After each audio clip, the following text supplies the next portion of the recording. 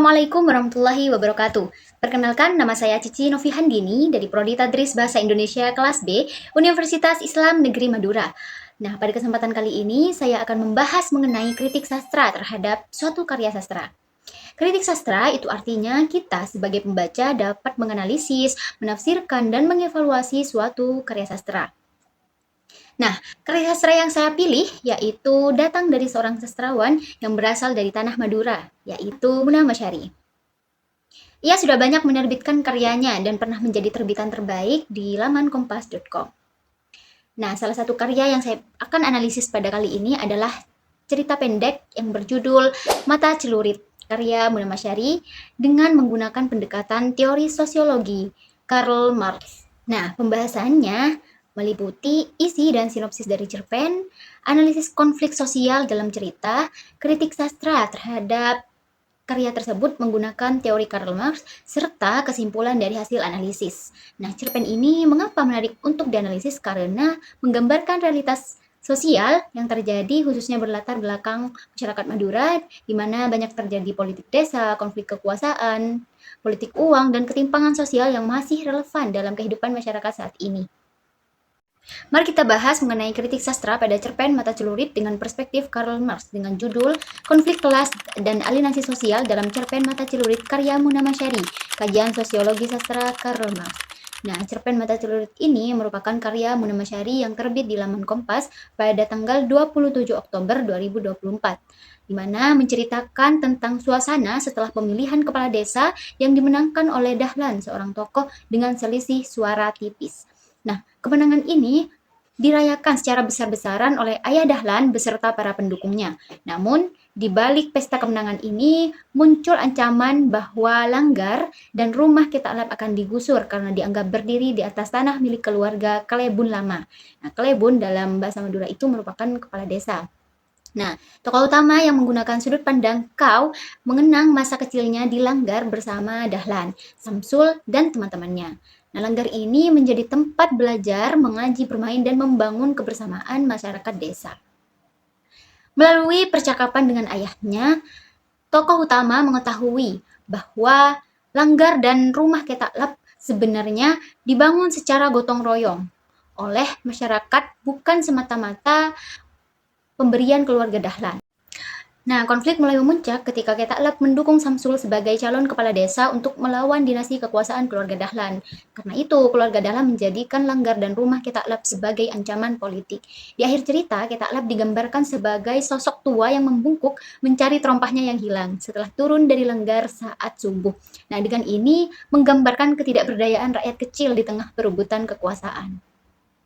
Nah, itulah sinopsis atau cerita singkat gambaran tentang isi cerpen yang berjudul Mata Celurit tersebut. Dalam kajian sosiologi sastra, Karl Marx, ia memandang bahwa karya sastra merupakan cerminan realitas sosial masyarakat. Menurut Marx, kehidupan masyarakat selalu dipenuhi pertentangan antara kelas penguasa atau disebut bourgeois dan kelas yang tertindas atau proletariat.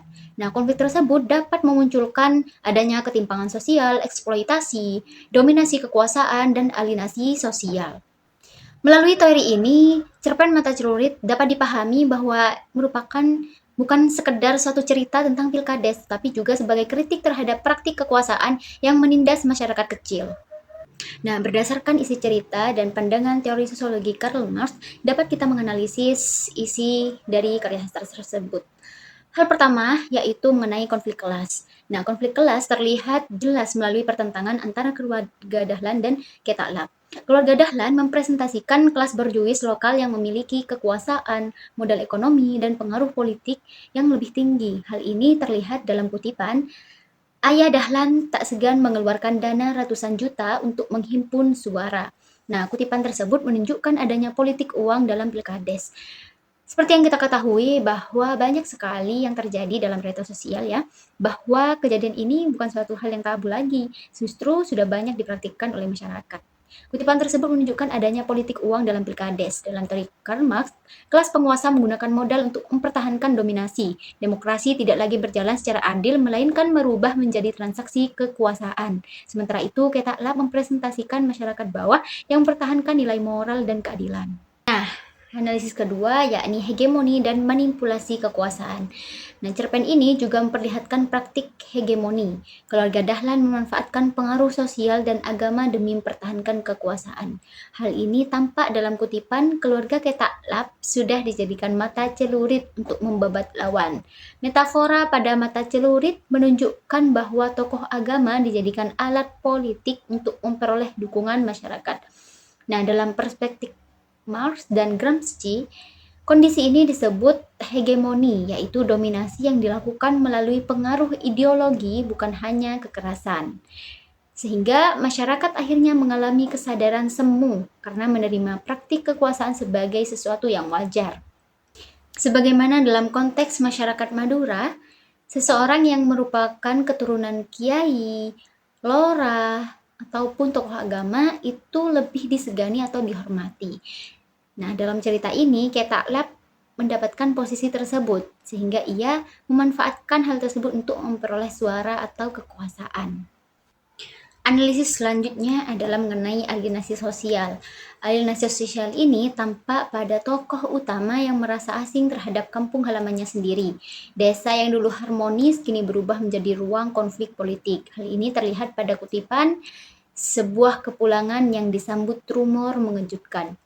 Nah, menurut Marx, alienasi terjadi ketika manusia terasing dari lingkungan sosial dan nilai-nilai kolektif akibat dominasi kekuasaan. Nah, langgar yang dahulu menjadi simbol kebersamaan kini berubah menjadi objek perebutan politik. Artinya, masyarakat kehilangan solidaritas sosial dan identitas kolektifnya. Poin 4 yaitu kritik terhadap demokrasi dan politik uang.